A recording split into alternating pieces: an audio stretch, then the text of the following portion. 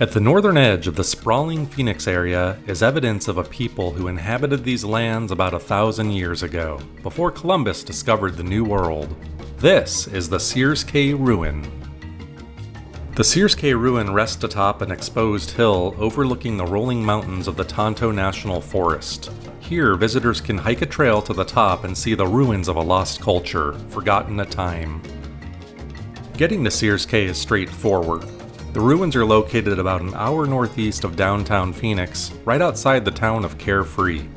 Once you cross into the Tonto National Forest, you're almost there. There's a small parking lot and day use area at the trailhead. Take some time before your hike to read some of the signs and get acquainted with the history of this area. There's lots to learn. Once you're ready to proceed, let's hit the trail.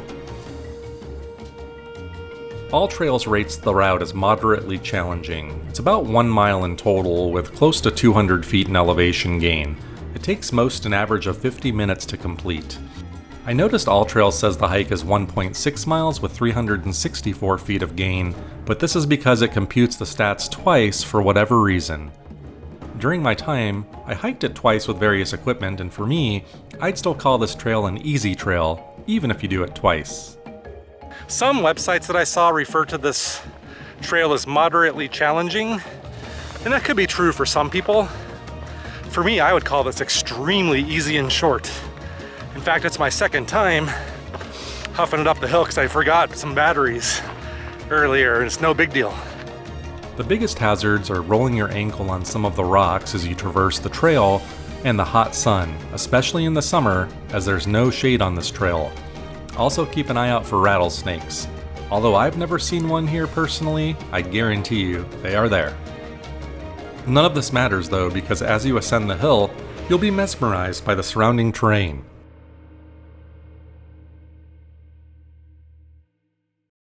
The name given to the culture that once resided here is Hohokam, a word borrowed from the modern Hohokam tribe's language.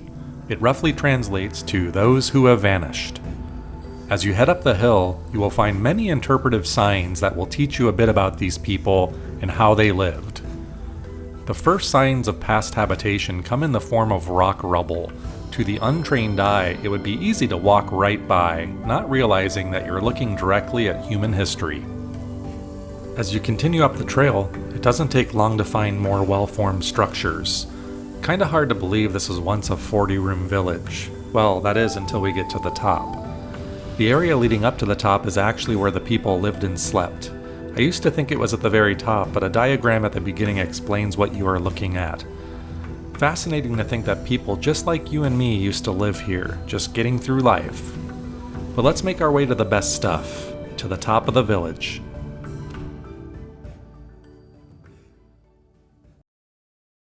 It's helpful to have a bird's eye view of the situation. As the interpretive sign taught us, this top area mainly consists of a large courtyard and several storage buildings laid out side by side. The Hohokam culture used courtyards for communal activities like cooking and ceremonies. I imagine the storage rooms contain pottery and various tools and vessels for conducting day-to-day life.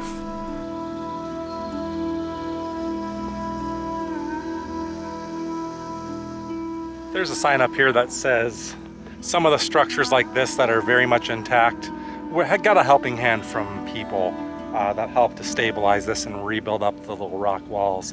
I imagine before they did that, it probably looked more akin to just the piles of rubble.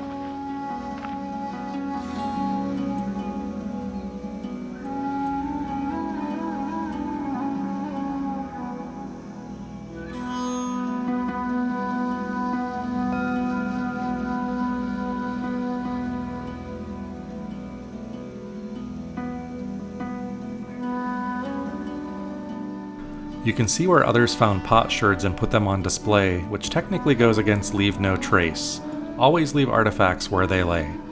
Regardless, it's all evidence of human habitation, and you have to wonder what day-to-day was like up on this hilltop. One of the most interesting aspects of the ruin is that it appears to be a fortification. You may have noticed walls on the outside of the common area. Those walls are thought to have served as a defensive barrier.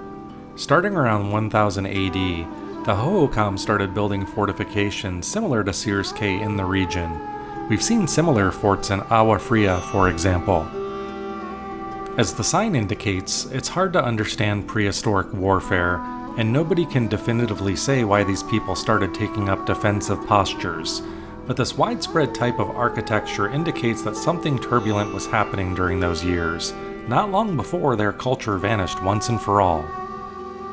To date, I don't think it's known exactly what was going on here, and perhaps this is a mystery for future archaeologists to solve.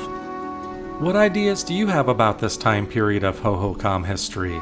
Leave us a comment below and let's hear your ideas. Maybe we can solve the mystery together.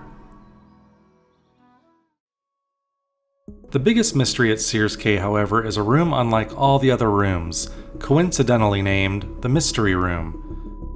What makes this room different is its shape. It's round while all others have square corners. It also seems to be positioned in a strange way relative to the others. The interpretive sign indicates that one theory is that the building predates the others the Hohokam built here and more resembles the rounded pit houses of previous periods. But once again, nobody can really say why. But I have a theory I'll present.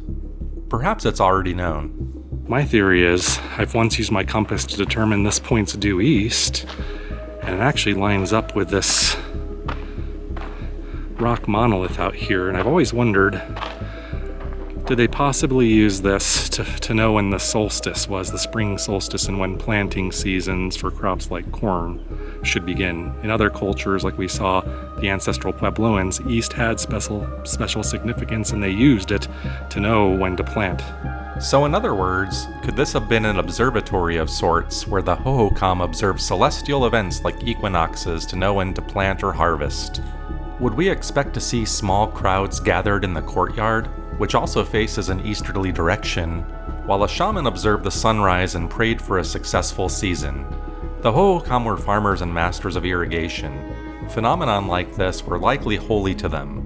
Seems awfully coincidental to me that this mystery room is perfectly oriented to the east, even the door.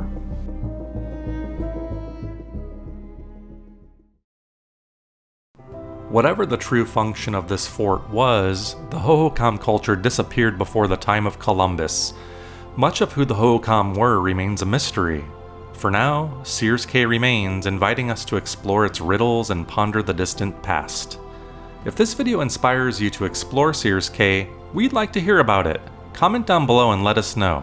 Also, be sure to subscribe for more content like this.